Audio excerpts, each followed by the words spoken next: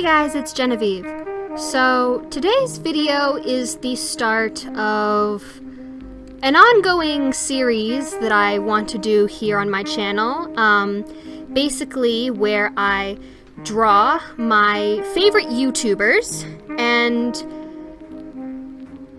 okay, let me give you a bit of a backstory as to why I've decided to do this project. So recently I've kind of been doing a lot of things that I don't normally do in terms of my art. So I've been doing a lot of still lifes, I've been working with all sorts of different mediums and all that stuff. Basically, since the beginning of the year, and also a little bit towards the end of last year, I've been working on improving as an artist by drawing things that I hate drawing.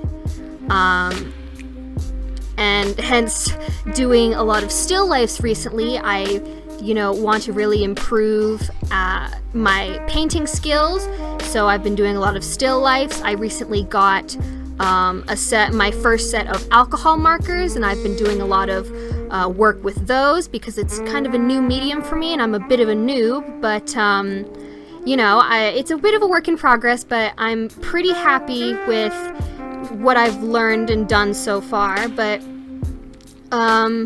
so basically in this series, as the title suggests, I'm going to be drawing and coloring my favorite YouTubers, and today's video features the lovely Steph from The Average Artist.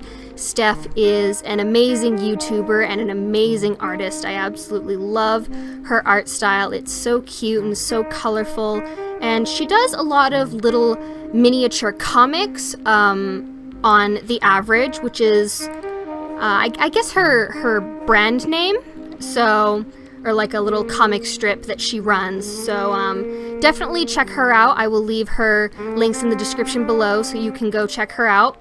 Absolutely love her. She's great. Steph, if you're watching, I really hope you like this. Getting into kind of why I'm drawing YouTubers is I hate portraits. I hate them. I hate them so much. When I was in high school, I would actively avoid trying to, draw people.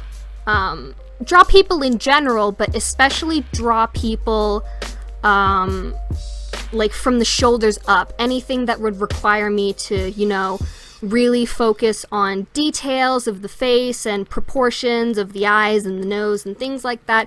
I hated it. I still hate it, but I'm doing it anyways. And the reason why I want to do this is because I want to get better at drawing portraits. I want to get better at drawing people. I want to have a better understanding of how the face looks, how everything is set up and aligned, facial expressions. My proportions in terms of the body have gotten a lot better over the past few months because I've been, working so hard to try and get my body proportions down.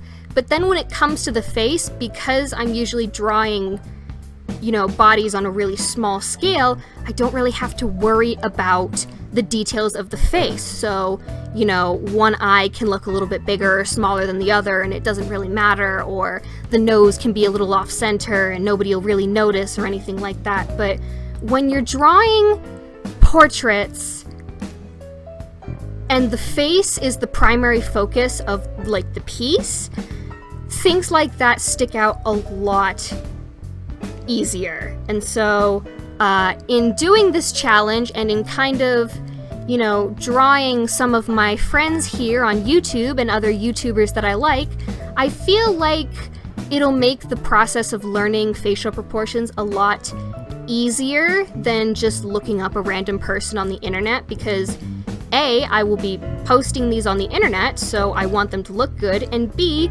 they're of people who either I know or, would like to know, and so I want them to be good so that in the event they do watch the video, they can be like, oh, hey, that looks really cool, instead of being all like, oh, is that really what I look like? But yeah, and so working on portraits is a big part of this project that I'm doing. But another thing, going back to the set of alcohol markers that I recently got, I'm going to be doing most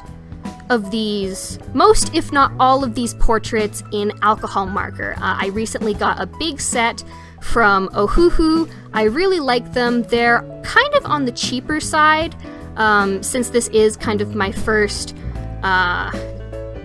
expedition into the world of alcohol markers. I didn't want to drop a whole ton of money on a set of Copics, which, while they are of better quality, I don't feel like I have the skills or the knowledge regarding alcohol markers to do justice to the medium. So for right now, my $20 40 color set of Ohuhu markers will do me just fine as I get used to and learn the ropes of alcohol markers. So getting into kind of the process of this piece, I basically sketched and inked it the same way I do with every other piece. And then I went in and erased all of my sketch markers, made sure that all of, my lines were, finished or connected or anything like that.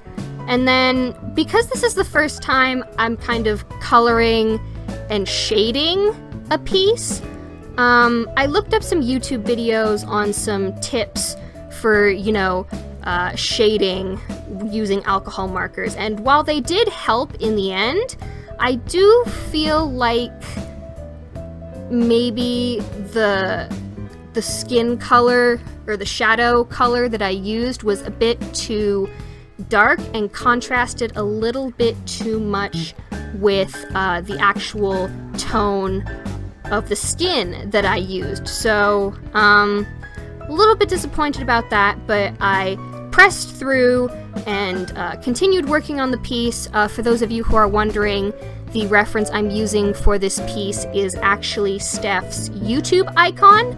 So I'll throw a picture of it up on screen in just a second, but that's the reference I'm using. So it wasn't the best picture to use, especially because when I blew it up it was so pixelated, but I worked with what I had and I just kind of went through, and while the colors didn't blend in a way that I wanted them to, in the end I'm actually pretty happy with how this turned out, especially considering that this is literally the first time I've ever attempted to shade anything with alcohol markers. Usually when I would do some of my earlier sketches, I would just do flat coloring and not really worry about trying to blend the colors, because markers aren't like paints. They don't really blend together in a really nice way.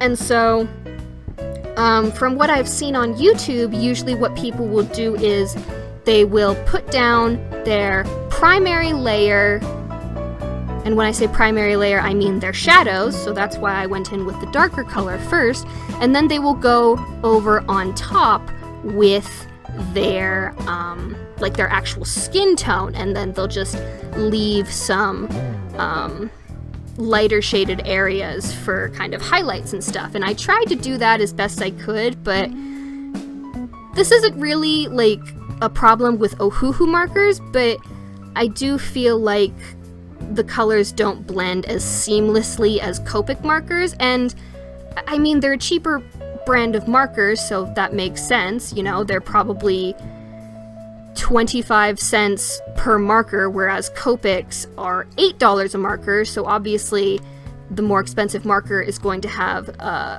better ink and better blending capability. So I honestly really, really like these markers a lot, and I enjoy using them because they're just really user-friendly. Even me, a complete noob, can get a fairly decent result with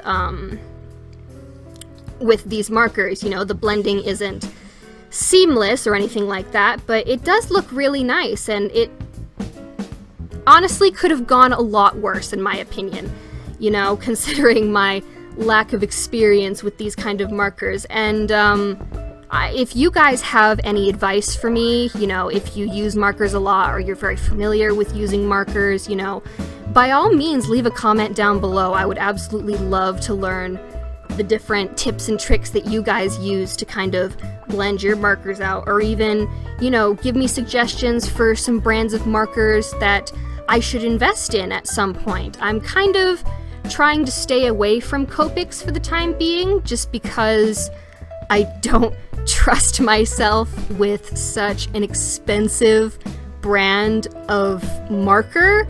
I don't know if any of you know this, but it took me 3 years before I finally trusted myself enough to invest in a professional set of watercolors, because I just kept convincing myself that I wasn't good enough to invest all that money into the watercolors. You know, I'm just gonna end up wasting them and all that stuff.